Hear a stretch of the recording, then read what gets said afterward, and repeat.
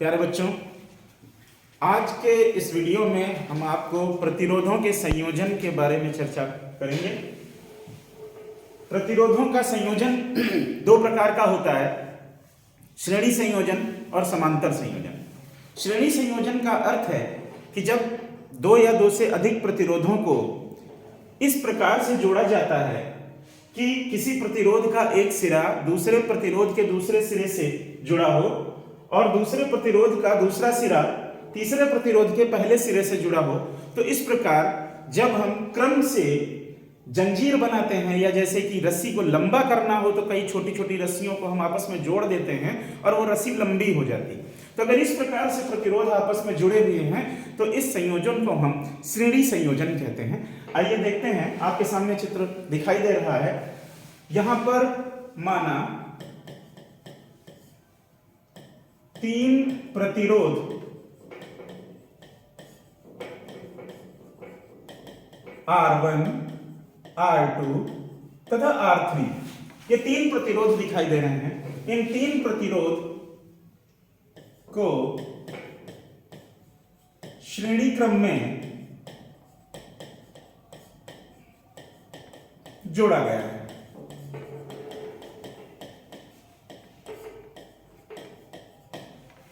इसके बाद हमने इसे एक बैटरी से कनेक्ट किया है, एक कुंजी दे रखी है और बैटरी से कनेक्ट करते ही इसमें विद्युत धारा प्रवाहित होती है। हम जानते हैं बाह्य परिपथ में विद्युत धारा प्लस से माइनस की तरफ को प्रवाहित हो रही है, जो कि तीर के माध्यम से आपको दिखाई दे रही है।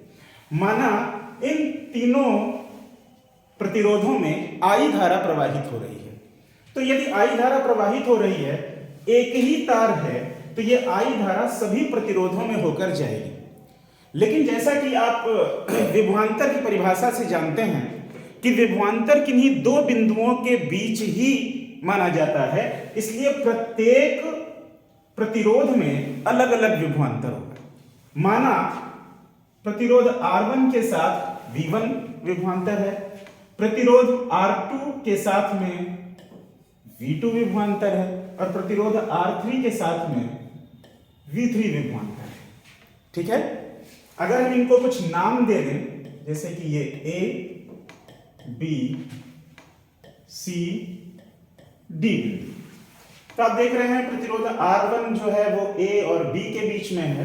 तो हम कह सकते हैं कि AB बिंदु के बीच में जो विद्युत प्रतिरोध है वो V1 है, BC के बीच में जो प्रतिरोध है V2 है और CD के बीच में जो प्रतिरोध है वो V3 है। तो इस प्रकार से प्रत्येक प्रतिरोध में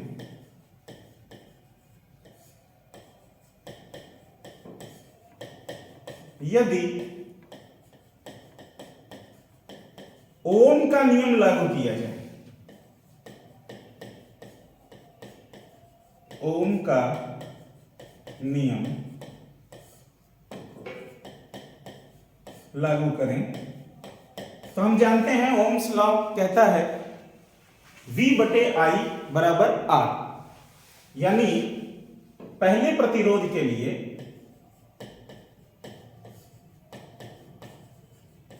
प्रतिरोध R1 के लिए हम लिखेंगे V1 बटे I बराबर R1। V1 बटे I बराबर R1, यहां से अगर हम V1 की वैल्यू निकालें तो V1 बराबर हो जाएगा IR1। इसको हम समीकरण नंबर 1 बना देते हैं। अगर हम इसी प्रकार से प्रत्येक प्रतिरोध के लिए ओम का नियम लगाएं तो हम लिख सकते हैं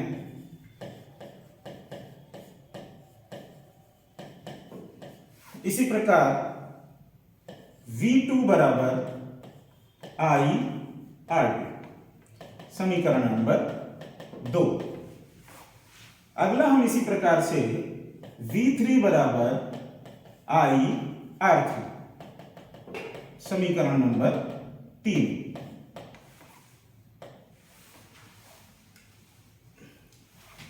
अब हमने ओम का नियम लागू कर दिया। अब हम देखते हैं कि जब हमने बैटरी लगाई, बैटरी से इस पूरे संयोजन को हमने V वोल्टेज दिया था। पूरे संयोजन को V वोल्टेज देने का अर्थ यह है कि यह V वोल्टेज A और D बिंदुओं के बीच में है, यानी यह पूरे AD के बीच में विद्युत विभव है। तो अगर यह पूरे AD के बीच में विद्युत विभव है और इसमें होकर गुजरने वाली विद्युत धारा I है, तो निश्चित रूप से अगर हम इन तीनों के स्थान पर एक कोई ऐसा प्रतिरोध रख दें जो इन तीनों के मान के बराबर हो, तो उसमें भी ओम का नियम लगाया जा सकता है। माना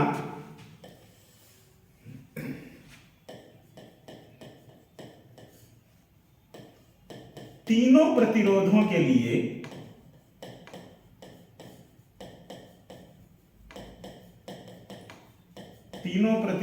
के स्थान पर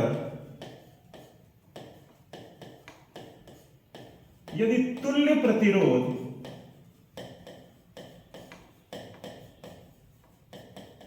R हो तो अगर इस पर हम ओम का नियम लगाएं तो हम जानते हैं निकलेगा V बटे I बराबर R।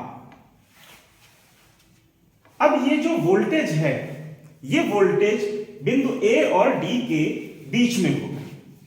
अगर हम इस वोल्टेज की गणना करें तो बिंदु A और D के बीच में आने वाला वोल्टेज बिंदु AB के बीच का विभव, BC के बीच का विभव और CD के बीच के विभव के योग के बराबर होगा। V बराबर V1 plus V2 plus V3। अब यदि इन समीकरणों से हम V1, V2, V3 के मान डाल दें, I R1 plus I R2 plus I R3, यहां पे I सभी में है तो हम कॉमन ले सकते हैं। I कॉमन ले लिया तो R1 plus R2 plus R3।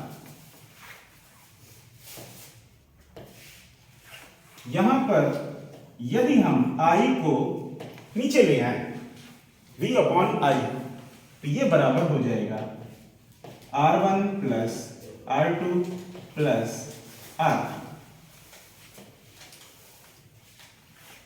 अब हम देखते हैं कि V बटे I का मान R1 plus R2 plus R3 के बराबर है। V बटे I तुल्य प्रतिरोध R के बराबर है, तो यदि हम इसको यहां पर रख दें तो हम लिख सकते हैं R बराबर R1 plus R2 plus R3।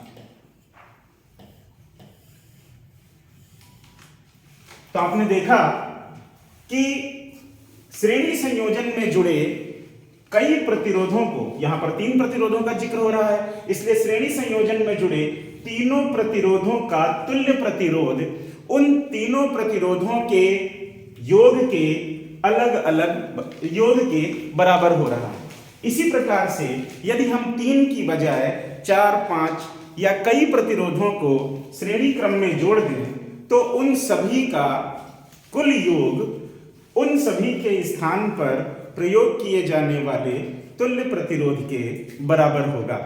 इस प्रकार से श्रेणी संयोजन में हम प्रतिरोधों को देख सकते हैं और इनका मान निकाल सकते हैं। आज के वीडियो में इतना ही। अगले वीडियो में हम समांतर संयोजन के बारे में चर्चा करेंगे। धन्यवाद।